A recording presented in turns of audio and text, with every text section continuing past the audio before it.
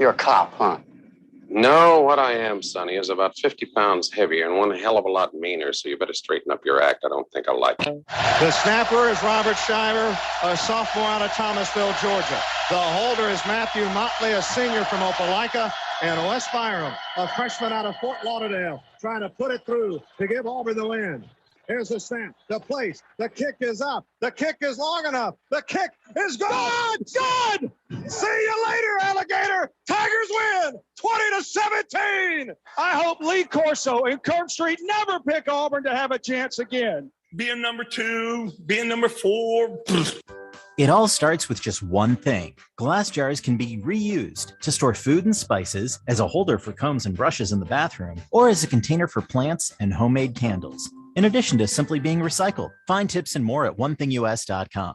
Tom has been a teacher for over 40 years. One day, I think one of the students had asked the question and he didn't remember the answer. And I also noticed that he was letting his class out earlier than they were supposed to let out. I was really starting to worry. Levi and I talked about how it would change our lives, but he was there beside me.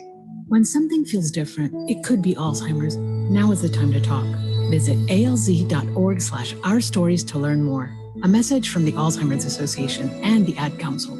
If we actually enjoyed our New Year's resolutions, we'd all have six packs, money in our saving accounts, and we'd know how to play the piano. I have to tell you about the one resolution I actually enjoy. It's Built Bar. It's delicious. Oh yeah, it's healthy too. Built Bar is healthier than your favorite protein bar. They're low-cal, low sugar, high protein, high fiber, great for the keto diet. Lose or maintain weight while indulgent. And with only 4 net carbs and 150 calories, there's no guilt. Visit BuiltBar.com. Make contact. A collective psychosis is sweeping the nation. We're in the thick of the haze craze, and Elysian is introducing an altered state of IPA. Contact Haze is a tangled chemistry of mild haze, low bitterness, and an explosion of hop aroma. This hazy IPA bursts with notes of bright raspberry, currant, citrus, guava, and passion fruit. Available in 6-pack cans in stores and in all Seattle Elysian locations. Make contact. You're listening to CBS Sports Radio. We are all sports 24 hours a day, 7 days a week. Strong opinions and your phone calls. Expect it here. CBS Sports Radio. I'm Amy Lawrence, and I'm up late, always, after hours, hanging out with you on CBS Sports Radio. Check it out, 2 a.m. Eastern, 11 p.m. This is Principal O'Shaughnessy.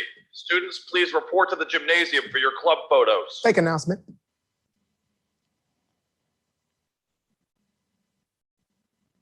You're in Braves country.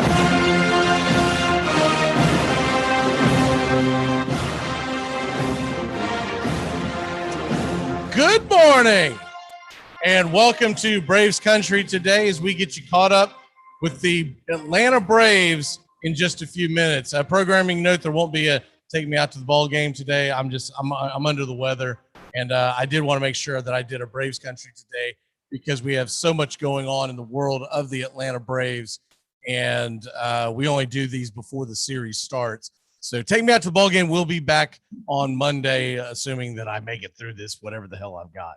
But I don't believe it's COVID. All right. So yesterday, the Braves had a day off. And usually when that happens and two of the teams that they're trying to chase you down are, I can take this Alabama crap off, can't I? We're done with the wake-up show. But typically what happens is, you lose some ground. Well, that's not what happened. That's not what happened at all. The Atlanta Braves gained ground. Not only did, and look, the whole thing with the Mets playing the Dodgers and just a gauntlet they're playing, we knew we would gain ground on them. But we didn't expect Arizona to go out there and start thumping heads. Remember when Arizona swept that doubleheader of Atlanta, and we only got one hit in both games total? Bumgarner had the no hitter, and Gallen gave her the one hitter, and we were like, "Oh my God, this is going to come back to bite us in the ass." because all of our rivals are going to play Arizona. It's going to come to bite us in the ass. That's all I could think of when this week rolled around on Monday. My first thought process is like, when we go out and we lose to the D-backs right before they got really terrible, this is going to come back to bite us. And instead, Atlanta makes up ground while they are playing Arizona. Now, granted, it's on the road, and even when you're on the road against a terrible team in Major League Baseball, you're still on the road against a major league team.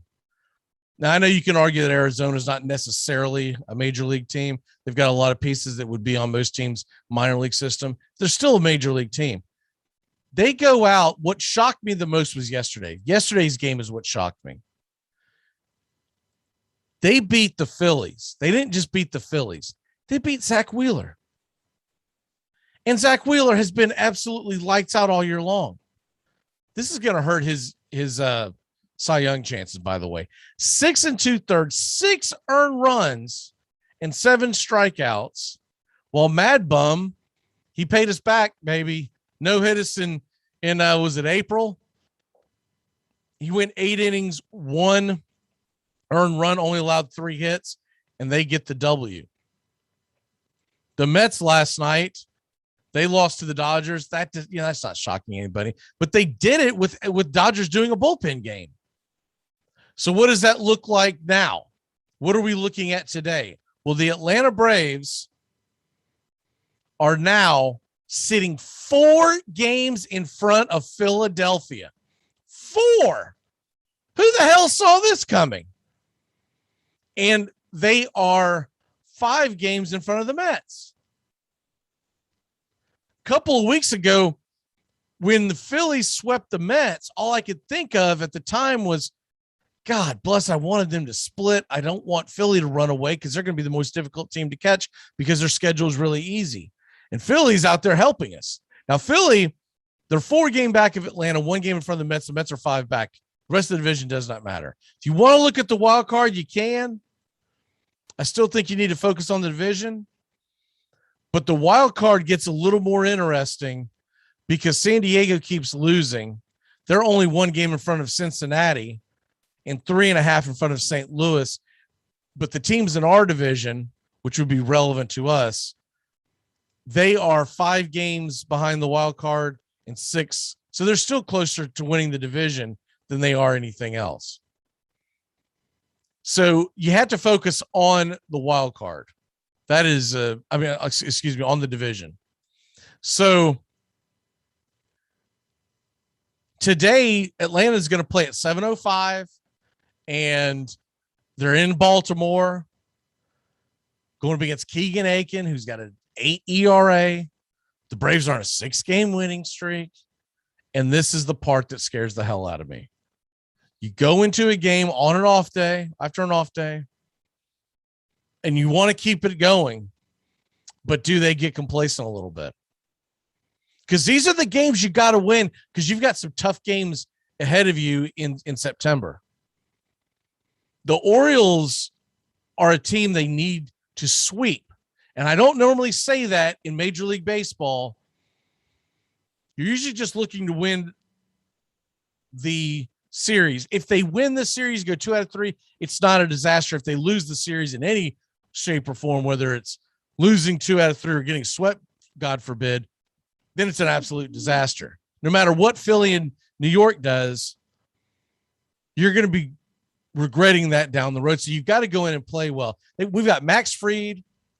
He's been pitching well. I expect the Braves to win this game, but the complacency scares the hell out of me. All right.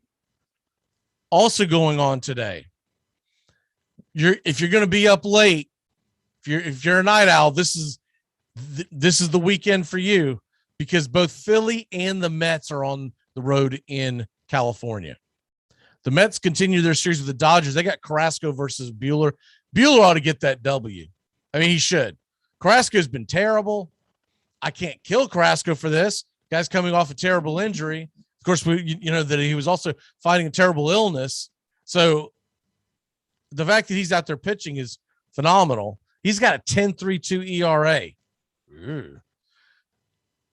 The Phillies are going to counter on their side against the Padres with Matt Moore with a 6.07 ERA. Dodgers had Buehler and Snell going. The Braves are playing the Orioles. We should wake up tomorrow morning and see that the Braves have gained yet another game on both of these teams. This should be 5-6 in front. But it's baseball, and you just never know who the hell's going to go. You don't know when Cookie Carrasco is going to come out of his shell. You don't know when Matt Moore is going to push the sun up in the sky one more time and try to revisit what he was. I mean, it's really been close to a decade ago that Matt Moore was an absolute beast. But that's what you got going on here for today. As far as the rest of the weekend goes, Atlanta, they will be playing tomorrow against Baltimore. Obviously, that's a 7:05 first pitch as well. And it's Drew Smiley versus Matt Harvey. Yes, that Matt Harvey. He's had some good games, so this isn't a give me, but the Braves definitely have the advantage. And Drew Smiley's pitched really well.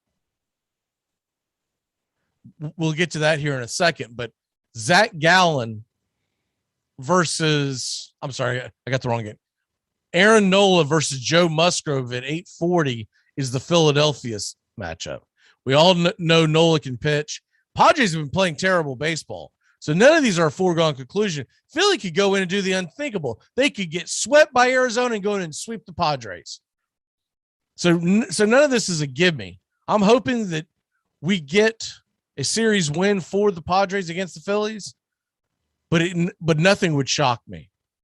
But Musgrove, great pitcher in his own right, has a terrible record at 8-8 this late in the season. His ERA is 3.11. It just tells you he doesn't get run support.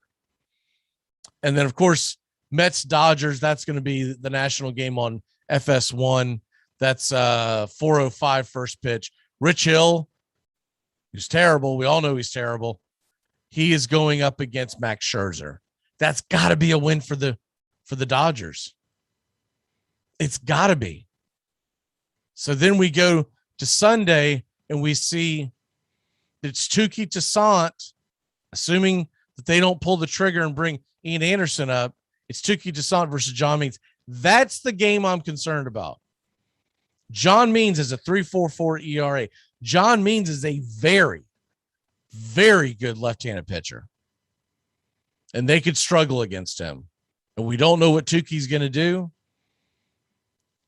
Tuki's had some good outings, had some bad outings. But that could be the stumbling block. But if you win the first two games, then you're essentially playing with house money, especially if the Phillies and Mets are struggling out west. Now, what does that look like? Kyle Gibson of the Phillies will go up against the Padres. They have not announced their starter yet. But I give Philly a pretty good chance of winning when Kyle Gibson goes to the mound. He's been really good. Don't look at his ERA. That's talking about the National League ERA. Kyle Gibson was phenomenal with Texas. So Kyle Gibson's a really good pitcher. The Mets, their best chance to win this weekend, Sunday. Marcus Strowman versus David Price.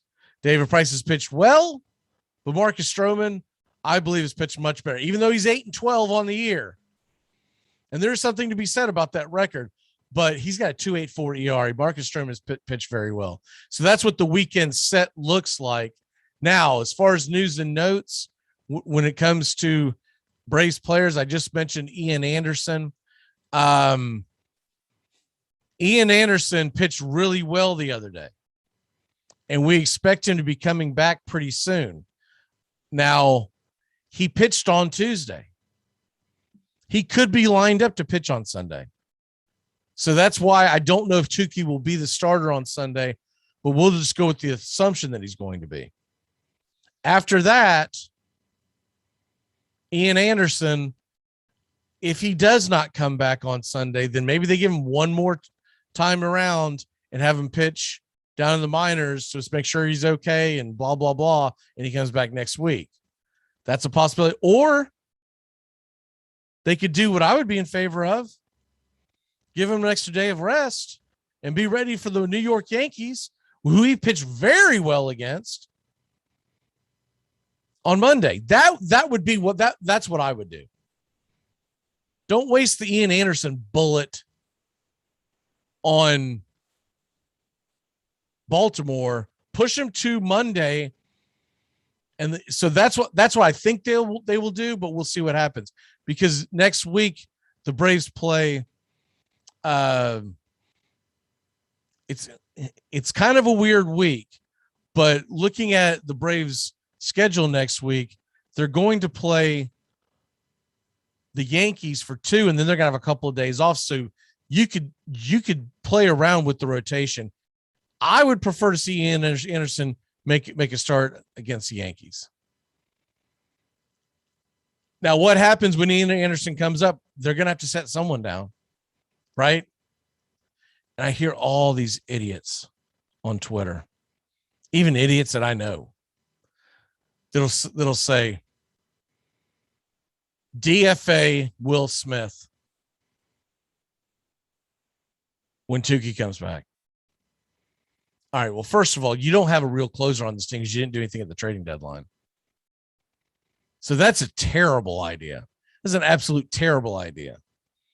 Not only do you not have a closer, but you're going to be on the hook for his salary regardless for another. He's had a 3-year deal. He's only in year 2. So I don't know what the hell Braves fans are doing or saying or whatever when they say stuff like this. It is a terribly stupid idea. I think it's more realistic when you look at, because you're going to send a pitcher away for a pitcher. You've got 2 guys who have struggled recently that are more likely to be sent. And that's Josh Tomlin, which would be my vote. I know they like having him there, but he's nothing but batting practice at this point. And then the other guy would be Jesse Chavez, who has struggled a little, but he's also shown some grit. He's gone out there and won some big innings for us. I would prefer to see Jesse Chavez stay on the team, see if he could right the ship his next couple outings and go send Tomlin away. I don't have it in front of me on whether or not Tomlin, I seriously doubt the guy has an option left. Now, if they decide they want to play this really coy, they could wait until the September 1st deadline when you can expand the roster and bring back Ian Anderson at that point. I don't think they will, but they could. But that would be my choice, because you can't get rid of another batter. So you're going to have to go with the theory that you got to pick the worst pitcher, and Tukey could slide into the bullpen after that. Or you could go to a 6-man rotation, give everybody an extra day of rest, make sure they're ready to roll for September. I don't hate that idea either. A 6-man rotation to me would make a lot of damn sense. And then if you get in trouble in a game, you could always bring Tukey in to relieve. He's relieved before. So I wouldn't hate that idea either. But the Will Smith thing is stupid. Just quit telling people that, people. It's stupid. You can't send a guy you paid $39 million, who's still a good left-handed reliever. He's just not a great closer. He's still a good left-handed reliever. You don't just get rid of him because you're pissed off at him. This bullpen can match with a lot of bullpens. It's just going to get tricky as we get closer to October. This bullpen, if we get into the playoffs, do I think this is a bullpen that can win the World Series? No, and that's the problem. Anthopoulos did a terrible job with the bullpen. Terrible job. I guarantee he would tell you that in hindsight. But they've matched it, mixed it together. We would much rather have Melanson at this point. But he didn't want to stay because he did not believe in Anthopoulos. And honestly, about a month ago, you couldn't have argued with him. This team has gotten hot and real hot. All right. We will see you on Monday for the Yankees series, and that will be a little bit earlier at 9:45. because we got the Catbird seat that comes on at 10, which, by the way, Catbird seat, even if you're a Braves fan, you might enjoy that this week because we'll be talking Yankees, Red Sox, and Rays, and obviously the Yankees play the Atlanta Braves on Monday. Go Braves! Let's get another damn sweep. Let's make it 3 sweeps in a row heading into the Yankees series, which means you can lose a game or two, and it won't be the end because that team is red hot. We will see you on Monday, and hopefully I'll be healed by then. Have a great weekend, y'all. You're in Braves country.